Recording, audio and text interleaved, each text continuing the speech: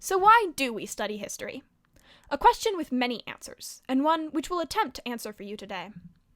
We study history because of one simple fact. History repeats itself. Now, I'm sure you've been told that many times, but what does it mean, really? Let's take the Boston Tea Party, shall we? In Boston, 1773, the colonists were beginning to get fed up with British overtaxing. Just coming out of the 7-Year War, in order for the rich to stay rich despite the losses to Britain, they unfairly taxed the colonists. In response, a group of political activists known as the Sons of Liberty dressed up as Native Americans and incited what is now known as the Boston Tea Party. During the Boston Tea Party, 92,000 pounds of tea were dumped into the ocean, rendering it, unsurprisingly, useless.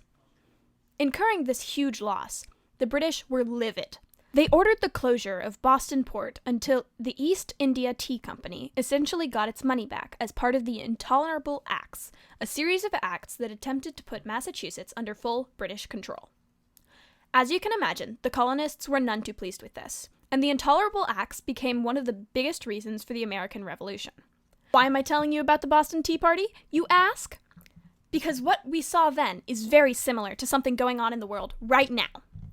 In light of the coronavirus, so-called essential workers, especially at McDonald's and Chipotle, have been going on strike more and more thanks to bad working conditions and miserably low wages, at only $7 an hour.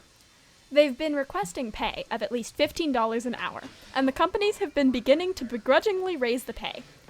A good thing, too, because if they were to react in a way similar to the British in response to the Boston Tea Party, I suspect that the outcome would not be pretty. By knowing the outcomes of previous events similar to problems in today's world, we can adjust and adapt to overcome the challenges that present themselves in the future.